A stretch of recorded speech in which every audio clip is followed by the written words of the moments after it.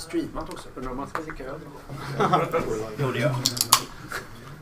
Det går alltså. Will I? Okay, welcome everyone.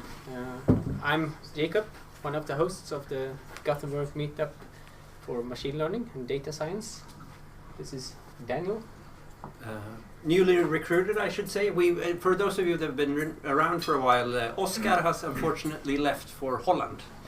So we are now replacing him with someone who has probably hosted more meetups than us anyway. Maybe. So welcome to Berge, everyone. It's the third meetup we host. And, very fun to have everyone here today. We will today talk about GANs. It will be Marko and Jonas over here who talks. And maybe the rest of the guys from Berge can raise their hands or something to show their faces. So, yeah, you wanted to say something about... well, there's the usual information, but since you're here, you're probably on our Slack channel already, otherwise you wouldn't get a seat. But if you're not, you can sign up either through finding it on Facebook or on Meetup, I would assume. And then also, we wanted to check sort of, or gauge your interest in doing something slightly larger, maybe somewhere around Christmas, not necessarily like either December or January maybe. And one idea would be to do a full day of seminars in maybe one of the bigger conference rooms here or somewhere else. Sort of like a mini conference, or, you know, like there's Lindholmen Software Science Day and stuff like that. So if you're interested in this, if you think it sounds like a good idea, you can just tell us, or we can talk later. If you're so interested that you'd be willing to help organize something like that, you can let us know too. Because I'm pretty sure it will be more successful if there's a larger group, like 4 or 5 people maybe, to host something like that. Or maybe your company is interested, for example. With that, we'll hand it over to those who actually matter. Yeah, cool. Hi everyone. I'm glad to see that there are so many of you here that have some interest regarding today's topic, which is generative adversarial networks. You can see there's this really cool quote by Jan LeCun. He's the director of the AI team at Facebook, who said not too long ago that generative adversarial networks is the most interesting idea in the last 10 years in machine learning. And this is a pretty new idea, and it's received a lot of hype. So my hope is that after this presentation, you will have some minor introduction to what are actually GANs and what you can do with them today, and sort of the key concepts behind GANs. My name is Marko. I'm a deep learning consultant here at Berge. I'm going to be in charge of the first part of the presentation, which is going to be slides and images and some math. And then the second part, my colleague Jonas is going to be in charge of, where he's going to...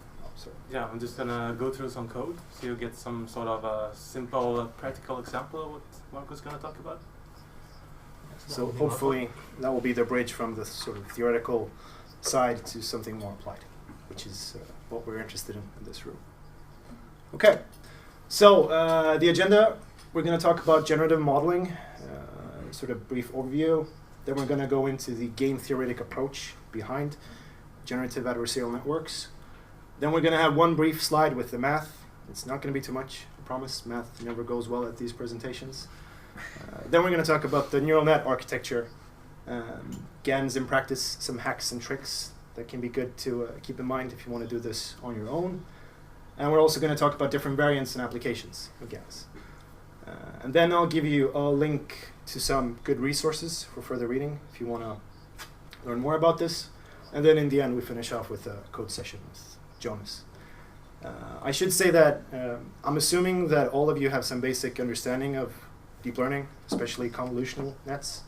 So this is not a tutorial on how convolution stacks work or how you train a network in general. I'm going to assume that you know that. If you don't know it, don't worry, you can pick it up afterwards. But just so you know where I'm coming from. Okay, so let's start. Generative versus discriminative modeling. So usually when we do machine learning, we're usually doing something that's called discriminative modeling, where we have some input data and we have some mapping that corresponds to the input data. And we want to learn a mapping between these two. So we put in X, which could be an image of a dog, and then we want to know, okay, is this a dog, or is it a hot dog, or is it something in between? And this works pretty nice in most cases, especially if what you're interested in is knowing, okay, what is in this image or what is in the data. But we need labels, right? Because we're learning a conditional distribution. We're putting in X and we're getting out Y. And we cannot use this to learn the distribution over the input data, which could be a limitation in some cases. And it requires labels, which I guess all of us know it's costly, it's expensive, it's time consuming. So it also falls into supervised learning. So when we go into generative models, we don't need any labels. What we're concerned about is learning the distribution over the data. And the idea is that if we know this distribution, if we can make some formulation of it, then we can actually pull samples from the distribution. So we can generate data. And this is seen as the holy grail in machine learning, since if we know the distribution over our data, we can generate as much data as we want. So in practice, when we do this with our models, we usually do it via a latent variable, since all our models, if you boil it down, they're just matrix multiplication. And that's a deterministic function. So we introduce the stochasticity into these models via a latent variable, z. And this could be a Gaussian variable or a uniform variable or whatever is suitable. And these models, they're usually grouped into two different models. You have explicit models, which are VAEs, variational autoencoders, which are similar to GANs. And in there you can draw samples from the model when you're done training, but you also get a likelihood function. So you can evaluate these samples in the model and say, okay, if I have two samples, which one was more likely according to this distribution? But then we have implicit models, which are GANs. You do not get a likelihood function, but you do get something where you can actually pull samples out of it. And this image here demonstrates so. We have some latent variable, and then we can pull out samples. Okay, so GANs. This was first proposed in 2014 by a guy named Ian Goodfellow and his team. It did not, initially it did not gain that much traction, but pretty soon rapid advances were made, and then it sort of blossomed in the machine learning community. And this approach, it's inspired by game theory. So it applies game theory to the problem, where we're trying to learn a distribution. And how it works is that you have two models, two neural networks. One of these is called the discriminator, which I've denoted with the letter D here, and the other one is called the generator. We input the latent variable into the generator, and it is tasked with generating data that looks as real as possible. And when I say real, it's supposed to resemble some real data that we have. So in practice, what happens is we have a database with real data. It could be images. We take some of those images that we know are real, and then we produce some samples from the generator network, which initially will just produce noise, since it hasn't been trained. And then we have real images and fake images, and then we show these to the second neural network, which is called the discriminator. And the task for the discriminator is to distinguish which samples are real and which samples are fake. So if they're real, it will give it a 1. If they're fake, it will give it a 0. It does not know this beforehand. Okay? So the idea is that the generator tries to make data to fool the discriminator. And the discriminator is trying to distinguish between real and fake data and stop the generator from fooling it. And that's why it's called generative adversarial networks, because essentially you have two networks that are competing against each other. And as they keep doing this, hopefully they will get better and better. So let's go into this a bit more. So this is a very simple example where, let's say, we only have one data point, which is this beautiful drawing of Jesus. So when we start training this network, as I said, we initialize the generator network with some numbers, and most probably we'll get out this gray blob. This is put into the discriminator, and then it will try and classify these. Now, the discriminator, it's also trained from scratch. So it doesn't know beforehand, okay, is it a real or a fake sample? And so what we get out is a loss from the discriminator, right? Now the discriminator's purpose, it's going to try to minimize this loss, this classification loss. 1 for real, 0 for fake. And at the same time, the generator, it tries to maximize this loss. Because the bigger the loss is, the better it is at fooling the generator. They're going to keep this sort of match between each other. And the basic idea is that as you keep iterating, updating both of these networks, the generator is going to improve, but also the discriminator. And then it's going to probably start producing something that resembles the real data. And if we're lucky, we'll end up in a situation where it's learned the data distribution completely. All right? So if we go into the mathematics behind this, this is called a min-max objective.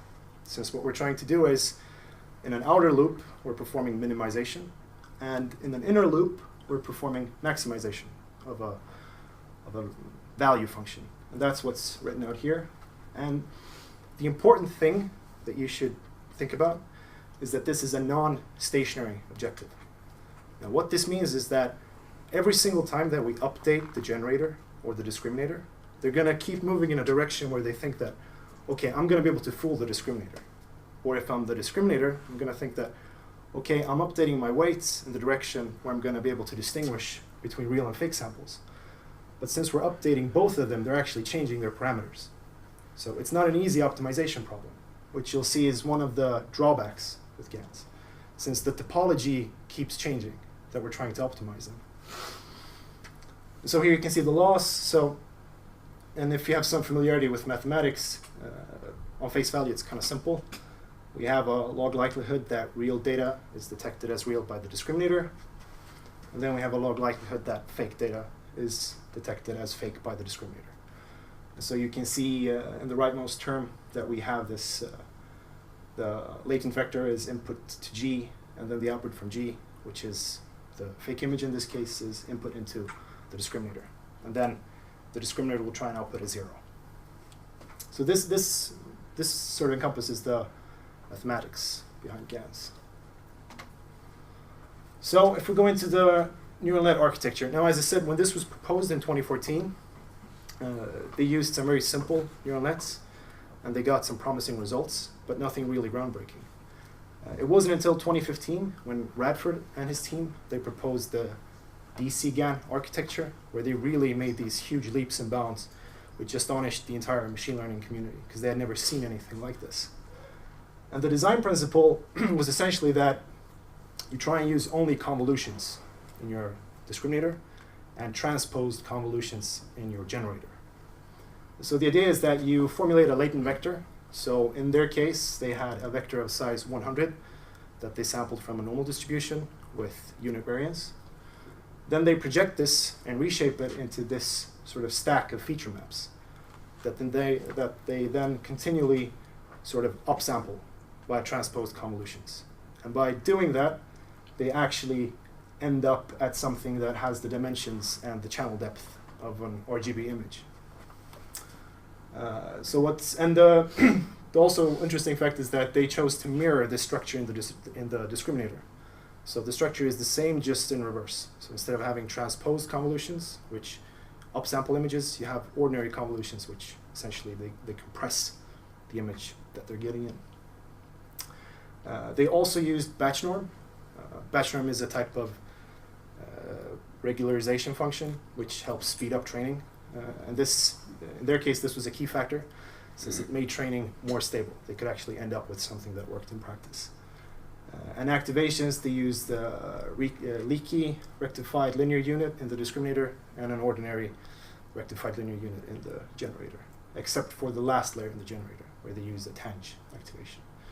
And they tried to avoid fully connected layers as much as possible. Yeah, question? Okay, so the size of the initial vector must limit the amount of different kinds of real data that you can generate, right? Because there is not a lot of information in 100. Yeah, exactly. So that's a design variable. So depending on your application, people experiment with this. And you're correct in that if you tweak one of these variables, you expect to see some change in the output.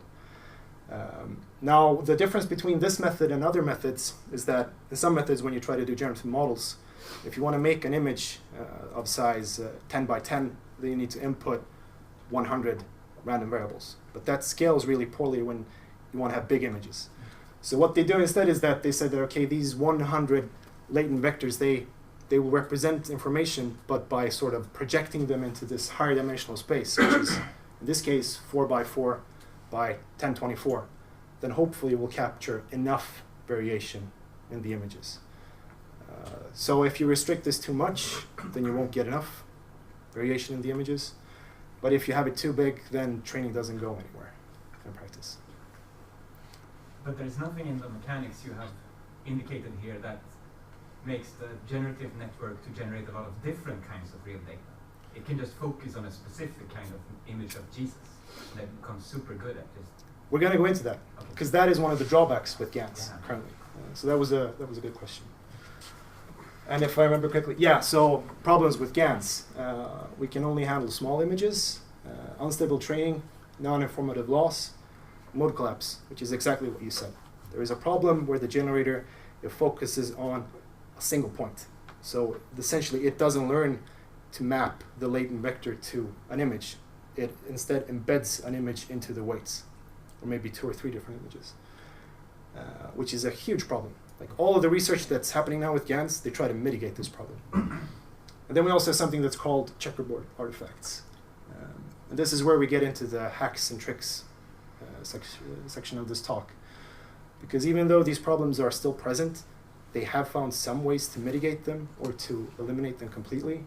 And I'm just going to bring up some of them, the sort of big ones. Is that last issue, is that similar to how you can trick an image classifier by making very, very well-defined noise, make basically a random image? Not of really. a cat? Not really. This the last point is more concerned with you can see it as artifacts and images, like noise that appears in the generated images. Is it susceptible to that problem? Because it seems like this game of trying to discriminate real and fake data would potentially end up in these super weird cases.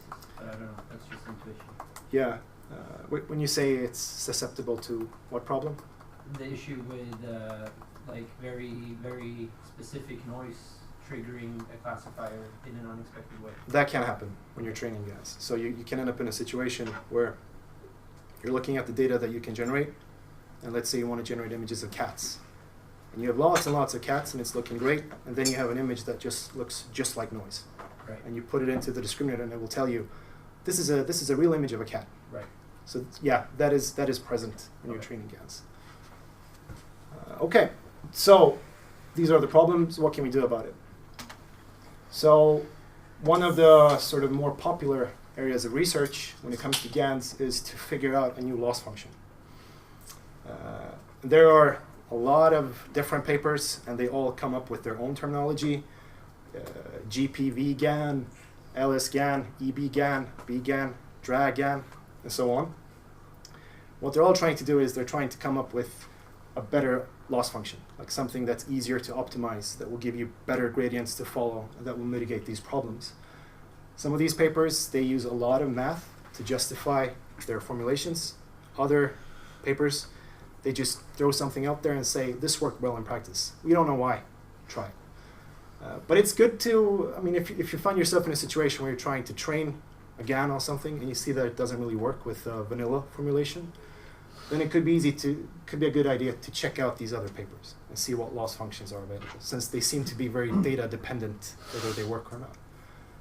But lately, you see I have GPW GAN, that's in bold, that stands for the gradient penalty Wasserstein GAN. That's gaining a lot of popularity, and it seems to work pretty well for most problems, especially unstable training regimes.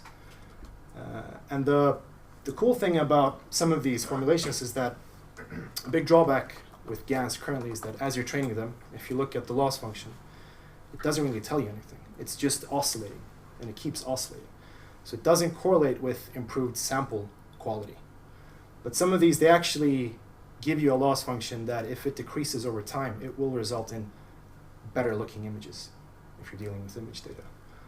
Which is also interesting, especially if you're dealing with some problem that where you don't have images, where it's not as easy to just look at the output and say, okay, is this good or is this bad?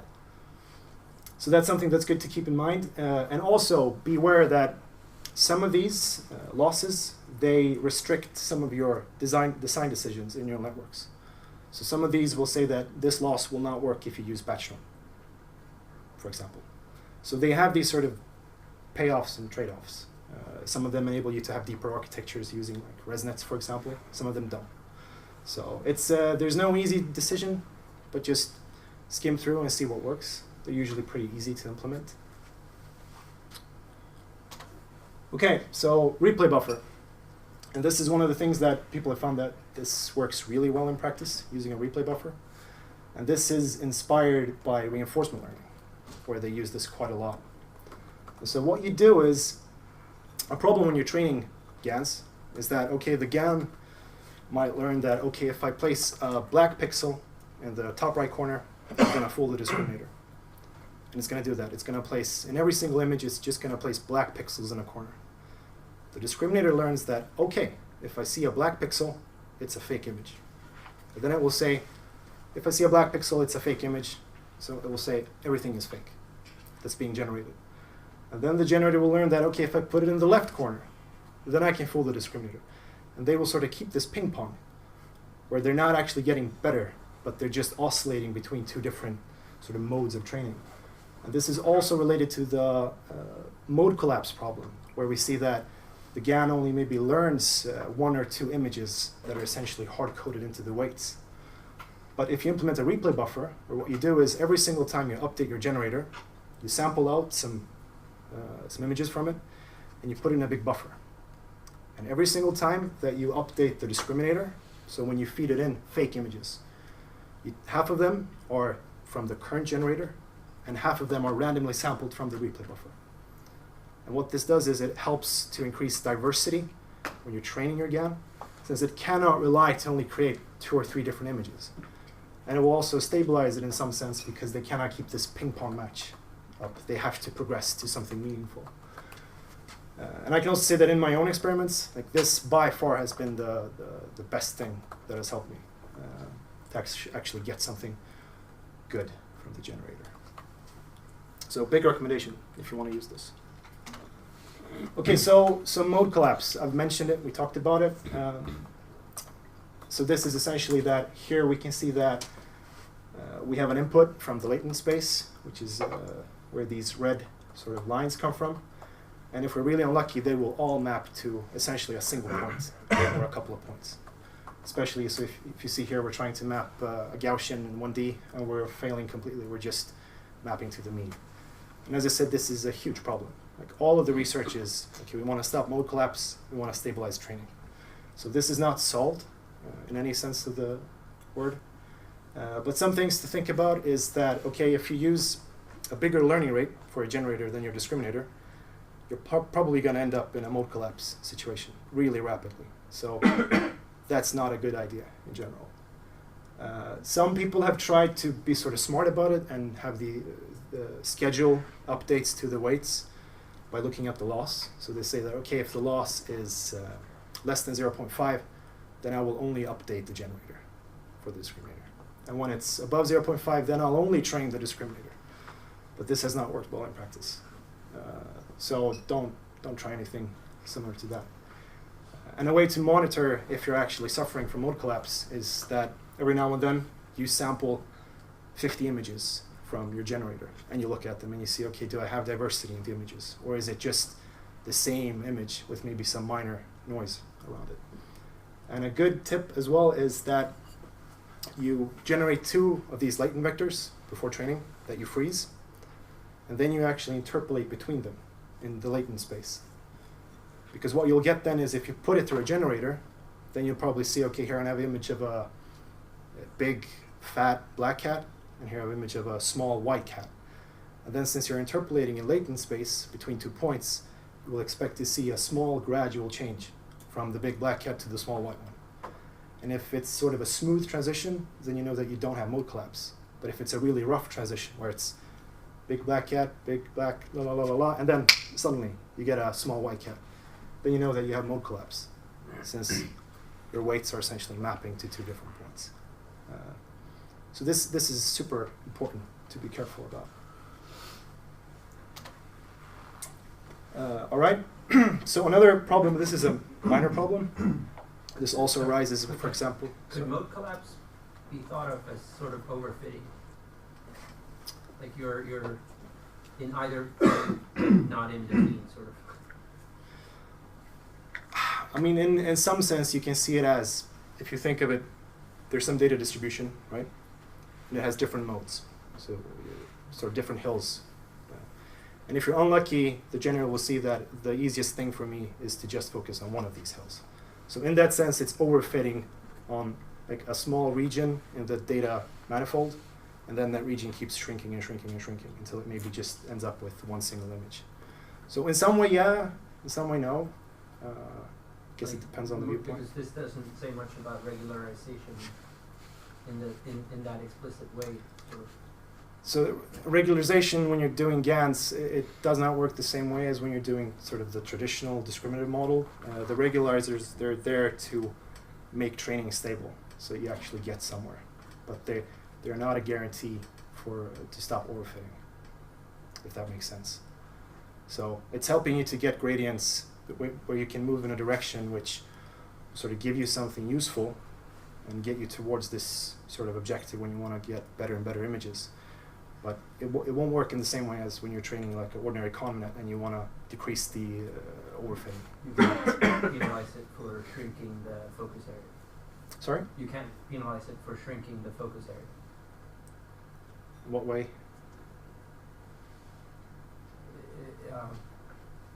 Well, I guess that's the open question. Yeah, right. So I mean that's sort of what's fun and what's challenging about GANs is there's a lot of research being done. There are a lot of open questions, and nobody seems really sure what to do about them. But there is a lot of research going on in the area. Okay, so checkerboard artifacts. Now this appears in most sort of generators that you construct. And you can also see this in when people do style transfer. And this is essentially when we're using these transposed convolutions, since they upsample information, you will have regions of overlap where sort of 2 neighboring features, they will impact the same region, but maybe like several times. So what you get is this sort of checkerboard pattern in the resulting image. Sort of looks like some type of noise. And you can remove this by carefully choosing the size of your kernels when you're using transposed convolutions, and also by looking at the stride. In practice, that's kind of tricky to do. So what people have started doing is that instead of using transposed convolutions, they use a resize operation. So for example, resize nearest neighbor or resize bilinear. And then they use an ordinary convolution layer afterwards. And this is proven to work pretty well, so it mitigates this problem, and you don't see this pattern. And I know from experience that when I've tried out different generator architectures and discriminator architectures, you would get pretty promising results, but you would always see this sort of strange pattern in the images. And just doing this really simple switch tf.image.resize images, it helped out with that issue. So this is a small minor tweak, but it could be useful to know if you want to do something somewhere. Okay, so different variants and applications. Now, so far we've been talking about GANs in sort of a broad and general structure. And what's interesting to note that the cool stuff that's emerging with GANs, they're not really trying to create data from scratch. So use a latent vector and create data from nothing. They're actually using the labels if they have them available. So they're using something that's called conditional GANs.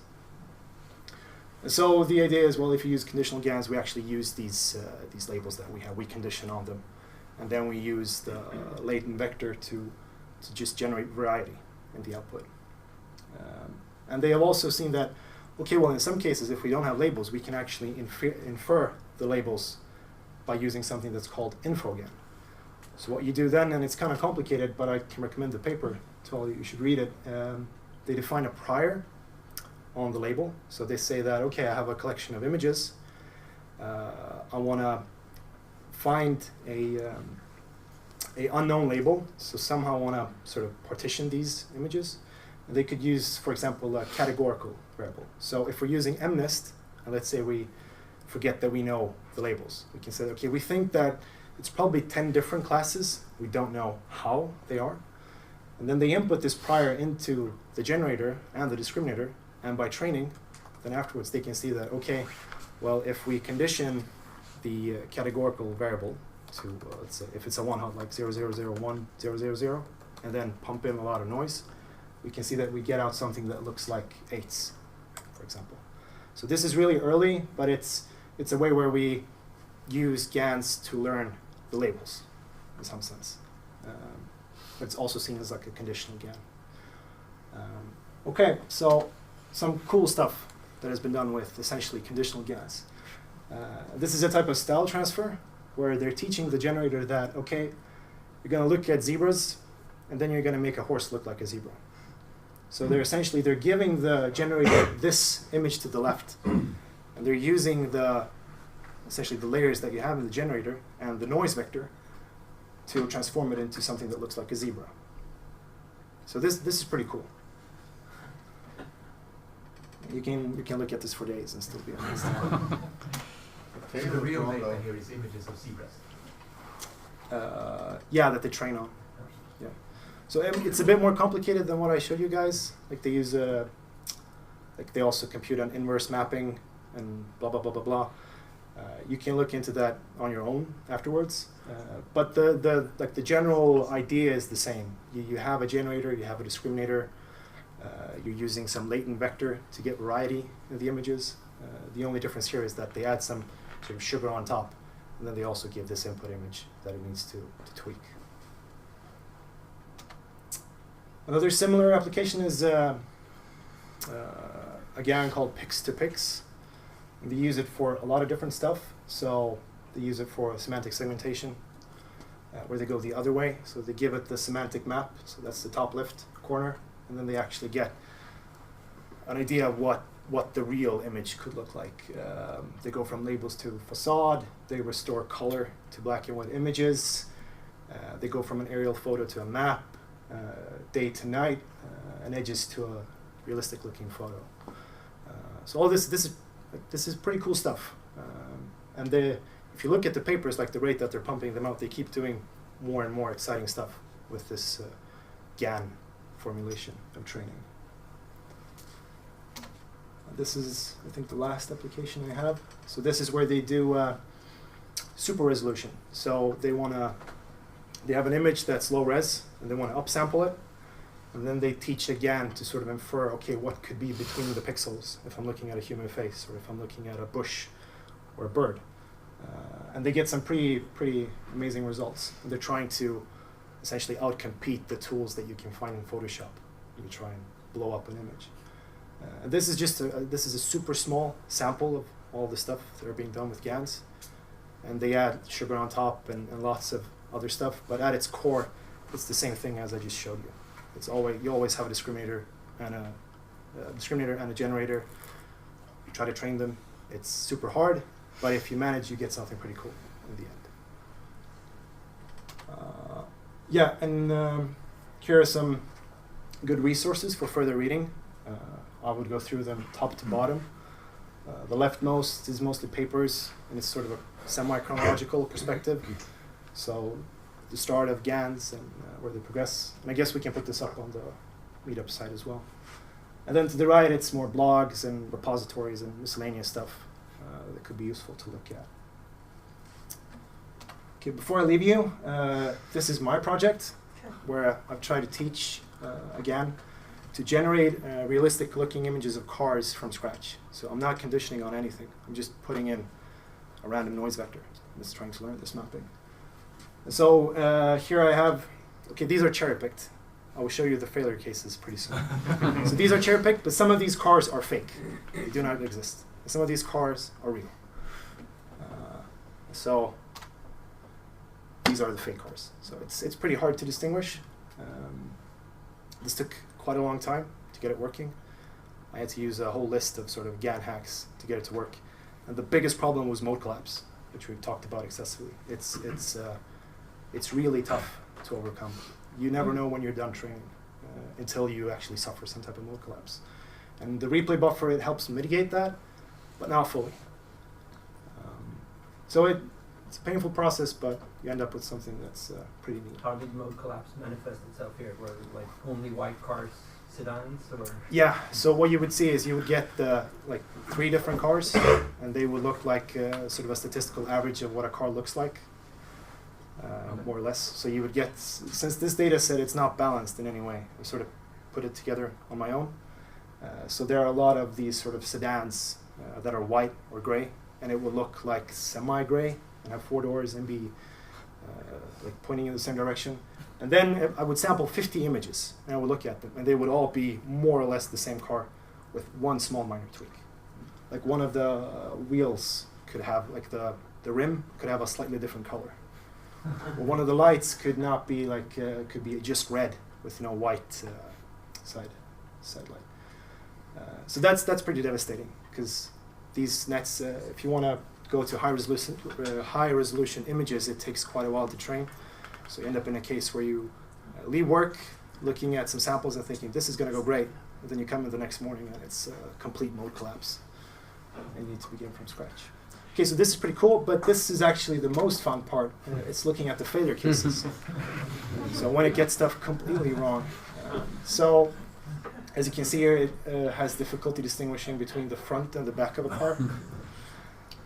Also the symmetry, if you look at the image to the down to the lower right corner, the fact that a car usually has like a symmetrical appearance, that does not seem to get through.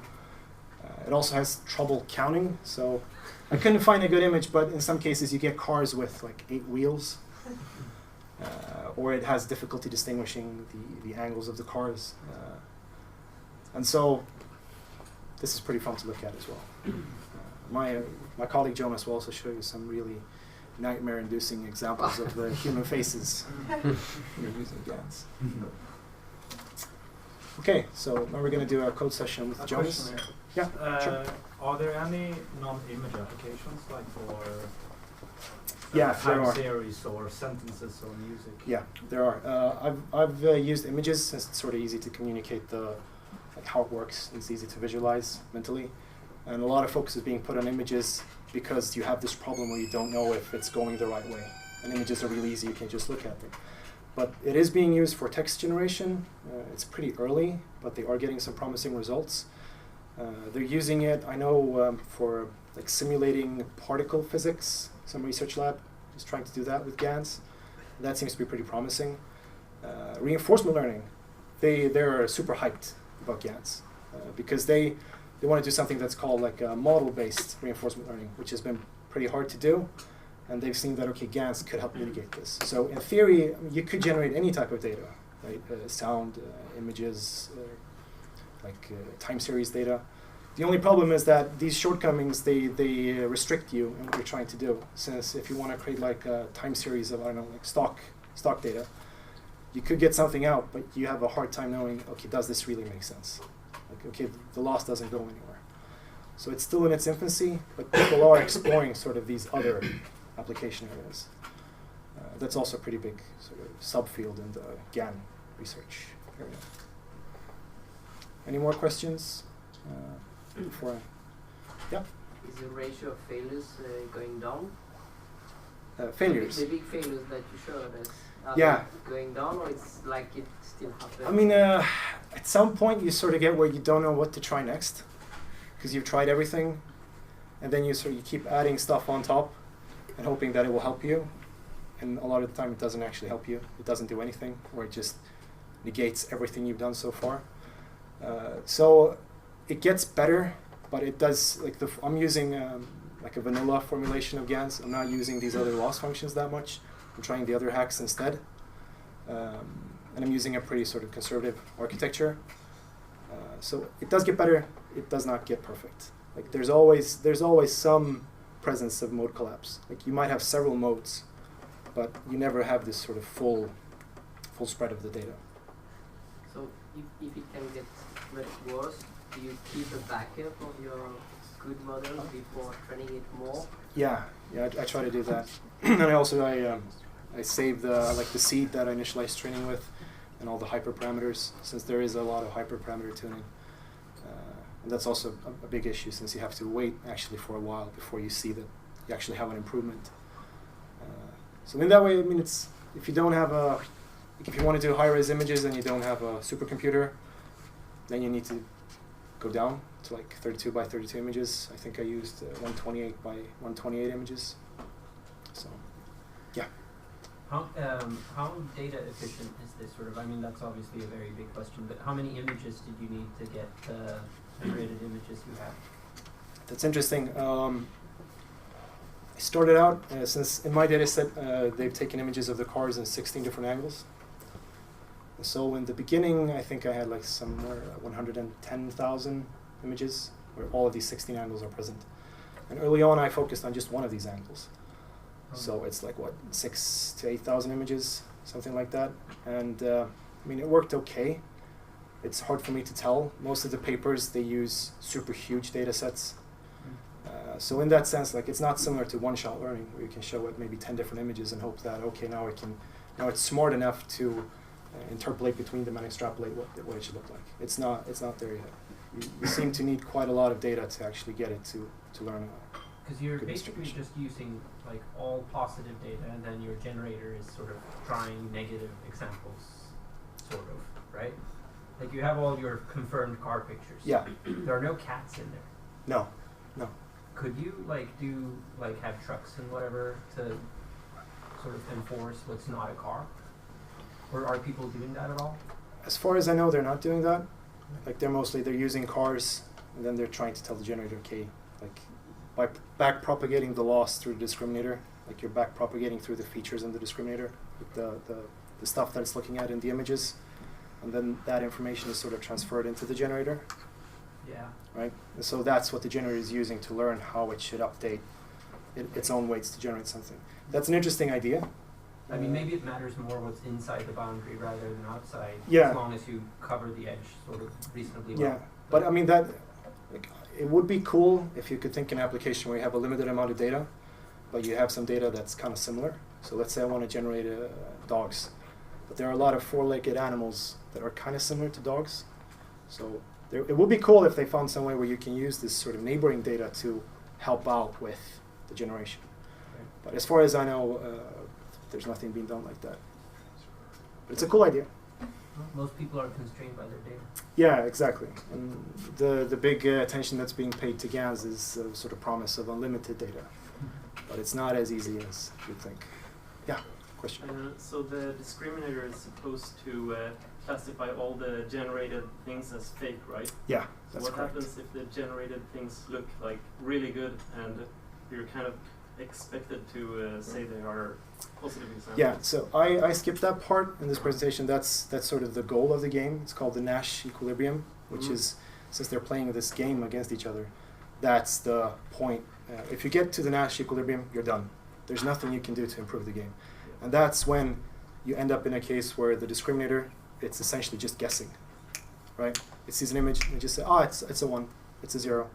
I don't know, since I have no idea how to distinguish the real and the fake images. And there are some proofs that you could end up actually in this Nash equilibria under ideal circumstances, which you never have in practice.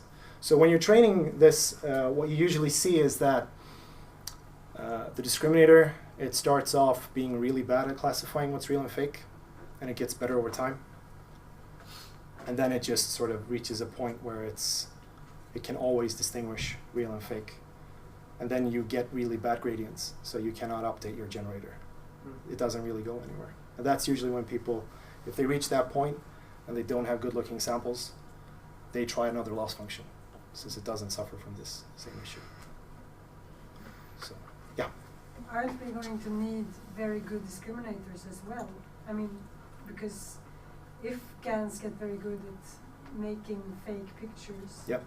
then we're going to have to have extremely good discriminators for our purposes to be able to discriminate. Yeah, I mean that's sort of We're the not only flip side. interested in generating very good fakes, we also want to Yeah, actually be of able to course. still tell What's interesting is for there. legal purposes or whatever. Yeah, there are some papers that have seen that if they use this as pre-training, so they're actually interested in creating a classifier for some data, but they might have a limited amount of data. And then they use this GAN approach to pre-train the discriminator. And then they remove the generator and they train the remaining part of the discriminator in a traditional sense. And then some of them have seen that they get better performance. So that's why people are interested in this, because okay, well, if we get to that point where we have these super realistic looking images, what do we do? Yeah. Like how can we see that they're fake? Yeah. I think we should switch over to Jonas. We can have more questions afterwards. I'm also here if you want to ask me like off when I'm not on the stage. But, thanks.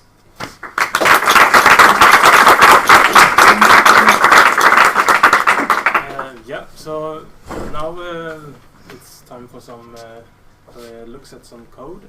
It's just going to be sort of a simple overview of the most vanilla version of a GAN, so you get a sort of a feeling of how it can look in Python code. It's going to be based on Python and the framework TensorFlow. I'm not really going to go into very much depth about TensorFlow and how that all works, but yeah, we can take more questions regarding that afterwards perhaps, but Is it on GitHub? no, Not yet. but yeah, we can put it there. So yeah, just gonna yeah, and also it's an IPython notebook that this presentation is based on. So yeah, just as usually, just start off by importing some stuff, and then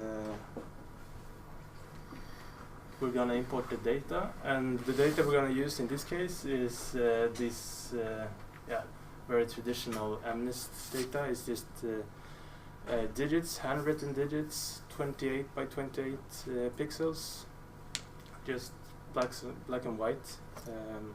We're actually gonna predict the whole grayscale, but they are stored in just black and white format. And yeah, Marko showed some images containing that kind of data previously, so you'll recognize it. So yeah, we'll continue along, and then we're gonna need some helper functions for our networks, and yeah, they more or less look like this. It's, yeah, we're just gonna skim through this really quick, but it's leaky relo implementation. That's an activation function that we're gonna use for the networks, and then just some saving functions for the images that we save when we train the network. So now we come to the more interesting parts. So how does this generator actually look like that Marko talked about? So the input going in here is this latent variable that we name Z here.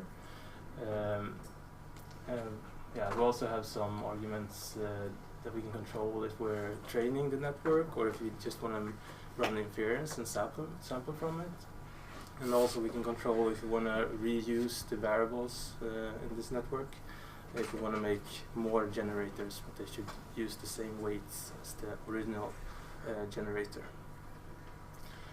So yeah, okay, we can just take the first one here. So first off, we have a fully connected layer that takes this Z vector and projects it to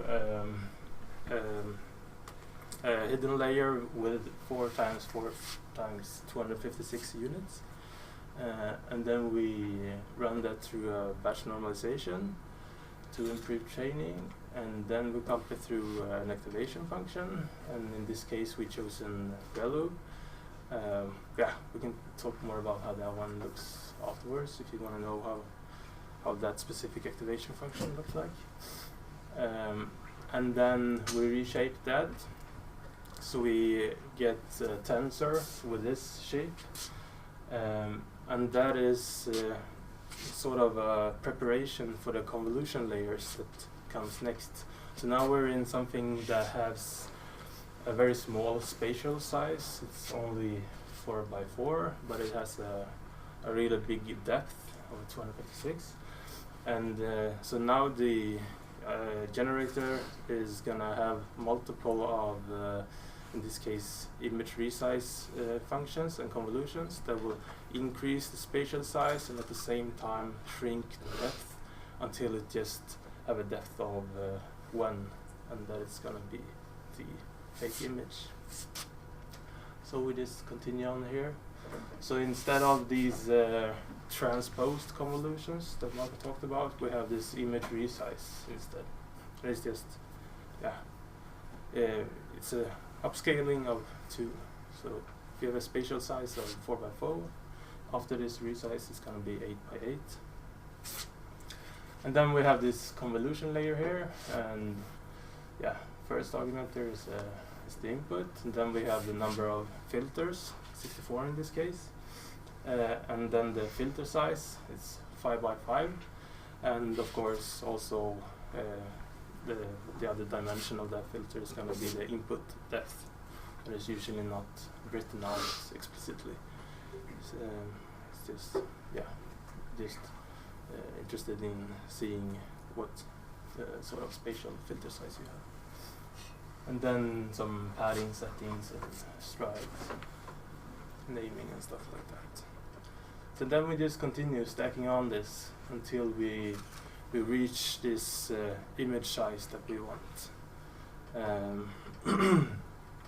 And if we see if I can shrink this a bit.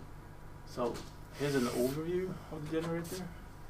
So starting off with this dense layer, the fully connected thing, reshaping it into something more acceptable for the convolutions, and then upsampling in steps, like always a factor of 2 in this case, which is the usual case of how you go about doing this. And then here in the end, we have different kind of activation functions. There's a tanh that kind of squashes this output to be between 0, 1, and 1. So that's going to be our grayscale. So the output image will be between -1 and 1, and when we plot that, the plotting tool will show it as a grayscale. Basic question: the first line, very like the dense layer there. So it takes the Z vector, which is your the latent variable. Yeah. What exactly was it that thing that's the first one? The very first, the TF dot layer is the What's dense. the first step? That's like projecting that vector into a hidden layer with 4 times 4 times 256 units instead. So you have something with a size of 100, and then you have a fully connected layer with a lot of more hidden units. And then we reshape those into rätblock. Slab. Yeah. You can think about this, it's a matrix multiplication, right? So we have a vector of size 100, and then we're using a matrix that is essentially going to interpolate those 100 vectors and put them on a higher dimensional space, which is 4 by 4 by 256. And you train that transformation. Yeah, exactly. So you train that. So the idea is that those 100 different variables that will together affect some of the content of the resulting image. Yeah, and the rest of the whole thing. So, I mean, it's an ordinary fully connected layer with every input point going into each of these other hidden units there. So it's sort of like a form of dimensionality reduction, where like you're assuming your underlying distribution can be represented by this small vector. Yeah. And you're basically training it, but the other way around. Exactly. That's exactly what you're doing. Okay. Yes. And of course, after generator, we have the discriminator, and this is pretty much the opposite. With the few touches to it, but it's more or less the opposite. So the input to this discriminator is the image. Either it's a real image or it's a fake image generated by the generator. And the column stack and the number of filters and everything goes also in sort of the opposite direction. We have large spatial size of data coming in, but we have pretty few filters. So here we start by having 16 filters. I don't know why I have a 4x4 filter size there, but yeah, that's some sort of a hyperparameter that you can tune and play around with. And then in the same manner, we go on with batch normalization, and then we have an activation function. I think you mentioned in your presentation that you have leaky relo for generator, or Leaky for discriminator. okay, yeah, and then ordinary relo for the generator. And you can play around with different activation functions in the different networks as well. So that's sort of also, yeah, almost as a parameter. And then, yeah, we just skip on to the whole thing. But yeah, we stack a couple of common layers, and then in the end here, we have a dense network again. So then we take all of the data coming out from the last convolution layer, and we just sort of connect that to one single point, and that is the output likelihood from this discriminator. And it's also squashed here by a sigmoid activation function, so we can interpret this as a likelihood more easily instead of a relo or something, because that is not really bound between 0 and 1. So yeah, those are the main, those are the networks. And then we go on to how we can build this computational graph, and this is how it's done in TensorFlow. First we just start off by making sure that we have a blank page. We set the default graph, the computational graph that we're gonna build. We have some parameters here. It's a learning rate for the generator and the discriminator. You can also tweak those. They do not necessarily have to be the same. Then this is also a tunable parameter. How big should this latent vector going into the generator be? That seems important. I don't think it's that important, actually. How can it not be of critical importance? It must be super important. I mean, you If just it's wanna. dimensionality reduction tells you what is the characteristics of your car. I mean, what's the color of the car? That's one dimension here. What's the angle of the car in the picture? That's one dimension. If it's a sedan or if it's like a Golf or whatever, that's one dimension here. So it must encapsulate the number of different kind of cars you can generate. Did you when you did your cars? Yeah. Did you try 5 and 500? I tried 64 and 500. What happens? 500, it doesn't get anywhere. It's just noise. Too sparse signal, sort of. Yeah. Too many features. Yeah. If you use 64, you get node collapse. All the cars, they more or less look the same. So I mean, this is also currently this is a hyperparameter. They don't really know what to do this. If you read papers, they always skip that part where they talk about the size of the latent vector. And then you look at the code or you look in the appendix, and then you see, okay, for this data set they use 224. For the MNIST data set they use 100, and then for some custom data set they use I don't know. And it takes a day to test one, right? Depends on the image size. Remember, so it depends. If you're happy enough using smaller images, you can go by this pretty quickly. So yes, you are correct. I don't know who said it, but yeah, they do represent some abstract, high-level features of whatever you're trying to generate. They are inferred by the generator. So we might consider a feature of a car as the angle. Who knows what the network is deciding? But I mean, you could sort of see it that since all of these generators, they do suffer from some form of mode collapse. Then that sort of also prohibits like, how large this can get, right? Because if you're going to end up in a mode collapse situation, if you add more parameters to look at, it's probably going to ignore them. So yeah, it's important to consider, but in most papers they don't know what to do with it. So I mean, it's just guessing. Yeah. I mean, in practice, I've also played around a bit with that and tried different sizes. It did not have really any effect. Like I couldn't see any change, and I think it's, in general it's kind of hard to tell. Like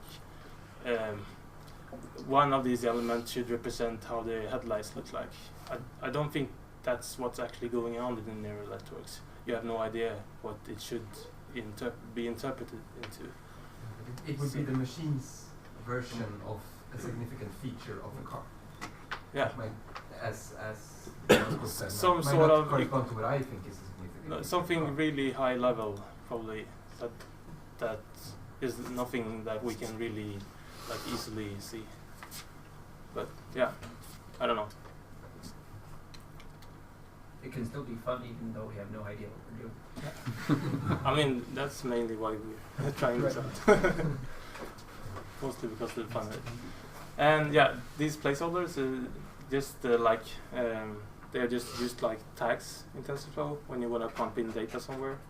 You can, in theory, pump in data anywhere in this computational graph, but it's a bit more tidy and neater if you put placeholders where you're supposed to pump in data and name them accordingly, and so you have control over the size and the shapes of the stuff you want to pump in there.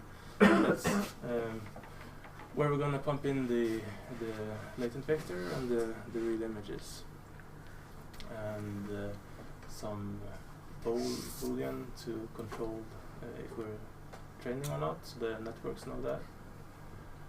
And yeah, so this is how we're feeding in the data into the generator and the discriminator.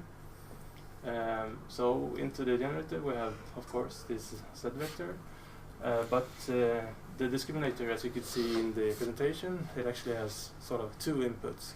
But TensorFlow is a bit stiff about pumping in different data, so you instead make two discriminators, but they are sharing the weights since we're putting in reuse equals true down there in the as an argument, which makes the both of the discriminators share the same weights, so they are more or less the same thing, but they accept different data.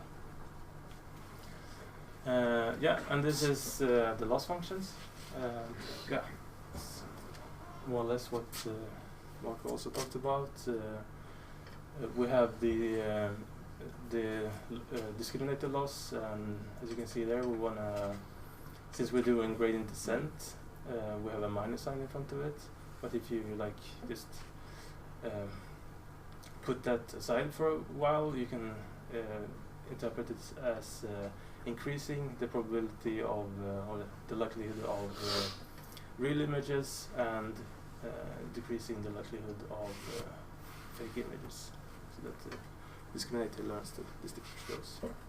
And the generator loss there is actually a bit of a tweak to what's from the original mathematical equation of how that loss should look like, but it's more or less just maximizing the probability of the discriminator thinking that the fake images are real. So yeah, sort of counterfeiting each other. And these are just some practicalities, so that, this is a way of collecting the different variables for the discriminator and generator network, since we're updating them in different at different times. So we need to separate them. And we're using the Adam optimizer. There's not much more to that. Sorry. So this is an overview of it. And by setting up that, we have sort of the computational graph ready in TensorFlow, and after that, it's of course time for the training part. And we can choose our batch size, of course, how many samples we want to pump through at each time, iterations, then we initialize everything.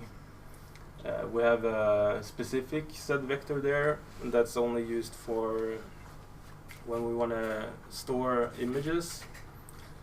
You can do this in different ways, but I've chosen to have the same set vector so we can see how a specific set of images evolve from being noised into more and more refined data. So then we continue on here to the training loop. We have first we take a set vector sample, and then we sample a batch of data from this MNIST data set. We reshape it to the appropriate size so that it fits into how TensorFlow wants it. Then we also pad the border around it, so it's actually 32 by 32 instead of 28 by 28. That is the original size. So that's, I guess it's mainly to get sort of a more aesthetic view of the data. And then we just train each network once, and this is actually sort of a hyperparameter. You can also choose to train the discriminator more times in the generator. That's usually how things are being done.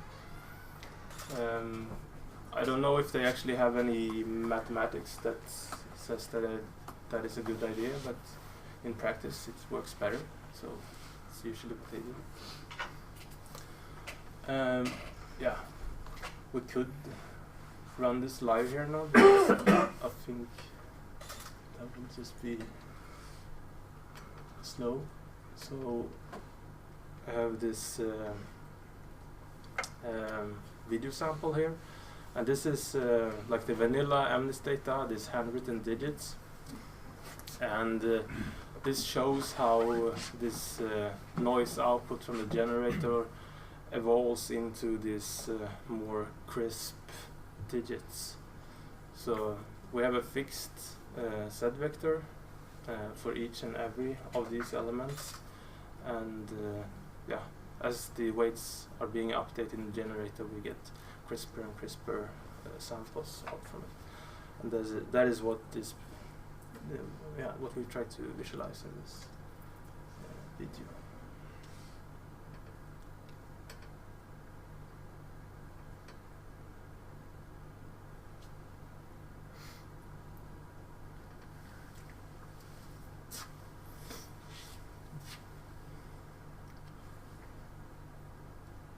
Now you have an endless source of sort of good-looking digits. It's what you all been dreaming of, I guess. So. And then there's a pretty newly released dataset that kind of fits right into where you would put your old MNIST data. So you can just swap it, and then you have this fashion MNIST that is the complete Zalando data, all of their clothes in MNIST format. So we can do the same thing with that. See if we get any good looking clothes. So again, it's the same thing. We have this fixed set vector, and we just follow and see how the generator evolves and gives us better and better samples. Especially you can see down here, it has it kind of hard to decide, is this pants or is it a shirt? Or what is going on. So when you said, say, fixed set vector, do you randomly generate a fixed one for each class? Yeah, for each sample here, I generate a fixed vector. So when I sample from the generator, I always use the same set vector. Otherwise, it would be like first pants, then shirt, then pants, then shirt, and Right. you wouldn't be able to see follow how a specific vector would evolve into something. Sure. Okay.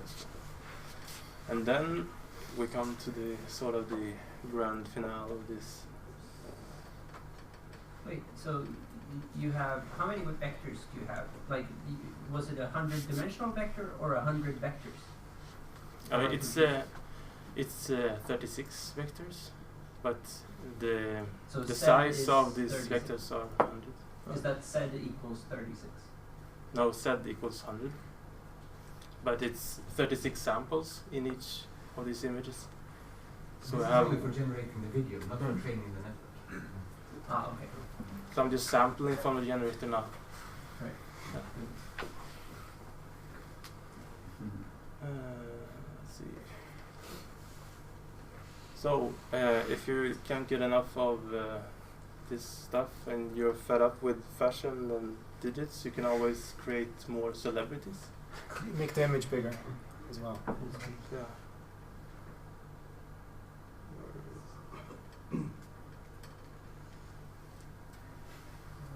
So instead you can have an endless source of celebrities you can look at. So this is from the Celeb A dataset. It's roughly 200,000 celebrities. Different genders, hair colors. We have that many celebrities. No, I mean there's like 11,000 individuals. So yeah, not that many. So yeah.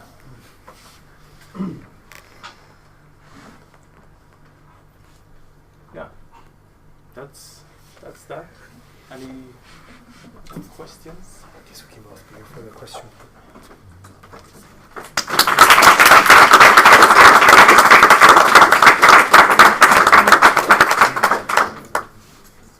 Sure. What kind of training time are we looking at? Yeah, it depends a lot. The first two analyst versions there, I think you can train them in less than an hour, perhaps, on a laptop. On your laptop? Yeah. Okay. And the celebrity thing there, I think I trained that on Titan X for like a day or something. Roughly, a little bit less than a day, perhaps. So I mean, if you can do it on your laptop, if you're fine by smaller images, like that's if you want to do the bigger images, then you need more juice on Yeah, your computer. it's like really going up pretty fast. What's the scaling factor with like image sizes? Is it just squared or is it much bigger? You mean memory-wise? Well, time-wise, I guess that's the same. Yeah, I mean it is. I mean it is exponential, right? Since if we're going from like 16 by 16 and then we go to 32 by 32, and it's like a 2 by 2 increase, right? And then usually you maybe add more depth to your con layers. So all of this sort of results in you're eating up more RAM on your GPU. Yep. Can you elaborate a bit on how the transposed convolutional layers work? And also about the other approach that you showed in your, exactly how the upscaling works in layers. So transposed convolutions, what you do is you have there are variants to it. But essentially you have let's say you have 4 features, and then you put zeros in between them, and then you have some kernel, right, some matrix that you choose which size it is. Then it sort of sweeps over these features, and then every time you also pad it with zeros around. And then as it sweeps, it will use like a dot product between these, and they will become like a single number on the other end. And then as you're sweeping over, in effect, depending on your design decision, you can actually upscale an image. I mean, it's similar to what we're doing like early on, where we're taking these few features and we're sort of projecting them on a higher space, and we're trying to learn what those elements in the matrix should be that are combining these features in different ways and trying to increase them. It's sort of It sounds very similar to the vanilla conv layers. yeah, in a way. Yeah. What does the word transposed add? That's I think it's related. I saw somewhere that they use that naming because of some relation to fully connected layers and their weight matrix. So if you transpose that, that would be sort of a equal thing of how this convolution transpose looks like. So that's how the naming convention. It's funny if you're bored at work one day, then Google what's the correct naming convention for transposed convolutions. Yeah. Since they also use the word deconv, which some people find very offensive, like mathematically rigorous people. They use transposed convolution. They use fractionally strided convolutions. And then there are like 7 more naming conventions for this. But I mean, in the end, you're projecting it into a higher space and you're trying to learn the relation, how you combine the data points. And you asked about the resize operation. Yeah. Then you're using these more like nearest neighbor approach of how you combine the pixels if you want to project it into this higher space. Right. And by doing this sort of more old, like mechanical, classical way, where they beforehand some engineer has found that okay, this results in pretty good upscaling. Then you put that in because then you don't have these checkerboard artifacts, and then you actually use the ordinary convolutions to sort of sweep over that image and to even out the sort of the spots.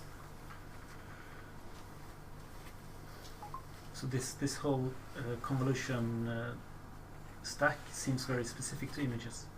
So you mentioned earlier that you could generate any kind of data, but this whole approach seems to be, like I said, So as typical I said, for images. Yeah, so the most popular approach is to use images, since convolutions they work nice if you want to optimize on them, and in some cases where they output text, they still use convolutions, right? Because you can sort of jerry-rig convolutions into working with time series data. But with these other loss functions, a large part of why they're using convolutions is that DC GAN came in. And they said that okay, if we have images and if we use this architecture, we get something that works. And then everyone jumped on that train and tweaked it and tried to expand on it. And then when they figured out some of these other loss functions, they saw that okay, we don't need to use the DC GAN architecture. We can put in other components and still get it to work.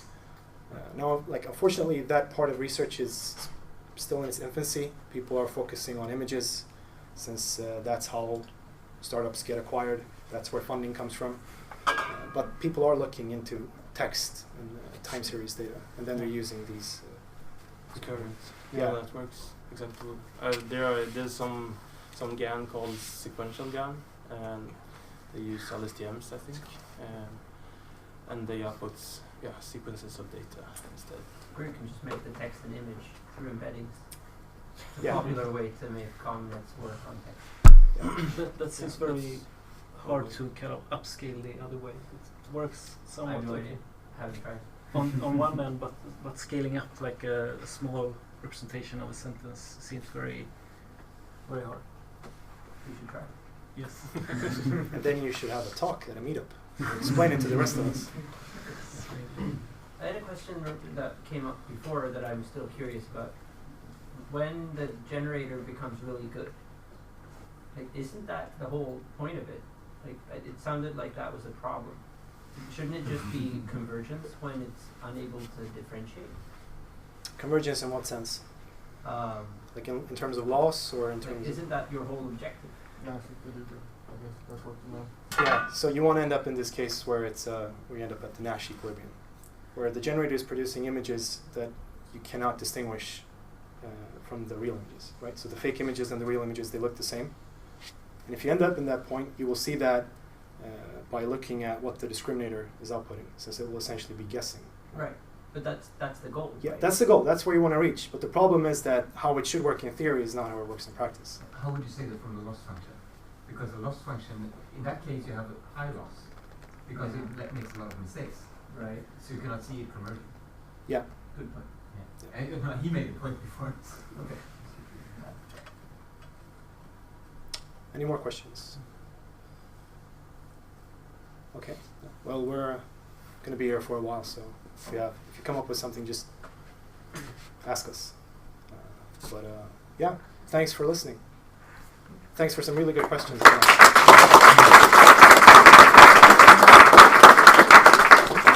Feel free to stay around for a while.